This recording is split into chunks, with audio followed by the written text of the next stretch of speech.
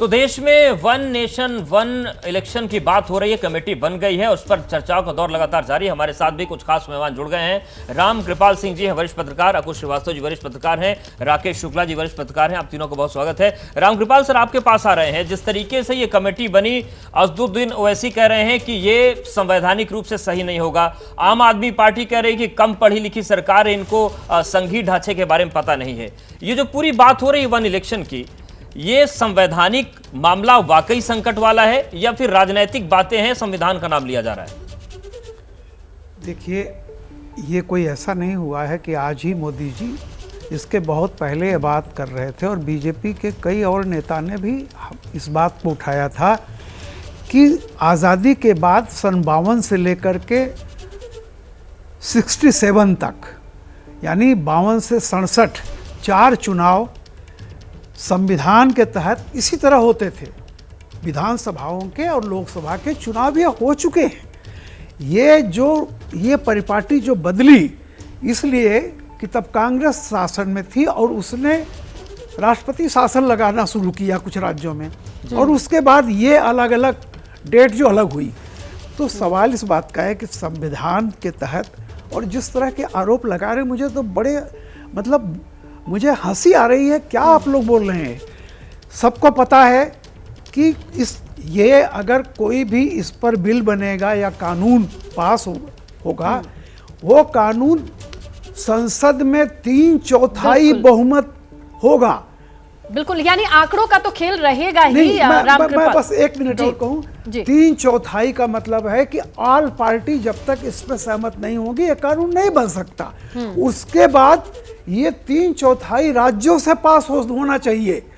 तो ये मेरा ये कहना है कि फिर आप इस पर लोकतंत्र में कोई एक बहस के लिए एक शुरुआत हो देश के संदर्भ में कि ये जो, लेकिन बीजेपी का ग्राफ, राकेश शुक्ला जी, जैसा देखा जाए, जो बीज इन्होंने बोया, कहीं ना कहीं वो पौधा से पेड़ देखने को मिला है। ऐसी चीजें हैं।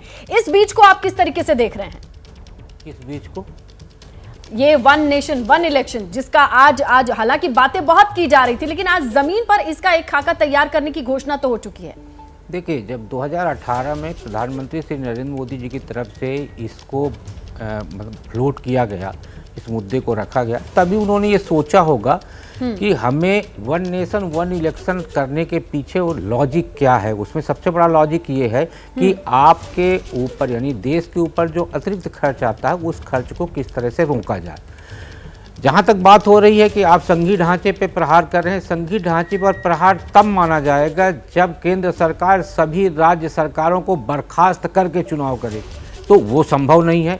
भारतीय संविधान में इस तरह के प्रावधान नहीं। जैसे अभी राम कृपाल जी ने कहा, बिल्कुल सही है कि जब 52 से लेके और 67 तक एक नेशन एक चुनाव हो रहा था, तब ऐसी स्थितियाँ क्यों पैदा की गई? वो पैदा इसलिए की गई कि कांग्रेस के शासनकाल का आप देखिए तो 52 से लेके 2013 तक कर्नाटक, ये आधुनिक भारत में ही बर्खास्त किया गया और कई राज्य सरकारों को बर्खास्त किया गया, जिसकी वजह से एक बड़ा असंतुलन तैयार हुआ है।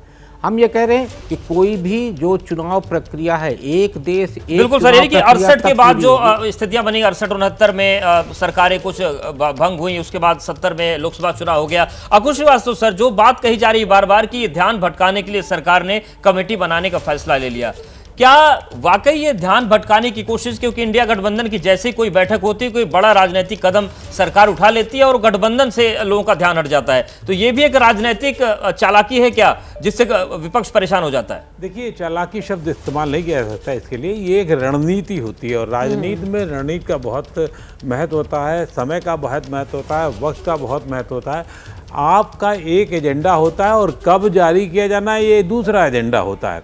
अब राष्ट्रपति चुनाव की जब बात हो रही तो कांग्रेस ने लगभग 90 दफे राष्ट्रपति शासन किया, तो ये जो चीज एक व्यवस्था चली आ रही थी, बिल्कुल। और अब जब ये बात चली है, दूर तलक जाएगी, आगे पीछे सब हिसाब किताब लगाया जाएगा। हमारे ये मेहमान बने हुए हैं। पत्रकारिता कोई इमोशन नहीं है, ना अपना कोई ज्ञान देना है और ना कोई विचार थोपना है। पत्रकारिता क्या है? पत्रकारिता का मतलब है सही जानकारी इकट्ठा करना और तथ्य बताना। पत्रकारिता आज जितने महत्वपूर्ण दौर में है, शायद पहले नहीं थी। इस दौर से निकलने के लिए सिर्फ सच दिखाने की जरूरत है, वो सच जो आपके हित को आगे रखे। इसलिए अब रात 9 बजे प्राइम टाइम नहीं होगा, ये आपका टाइम है। जगविंदर पटियाल के साथ देखिए पब्लिक इंटरेस्ट सोमवार से शुक्रवार रात 9 बजे सिर्फ एबीपी न्यूज पर। एबीपी न्यूज आपको रखे आगे।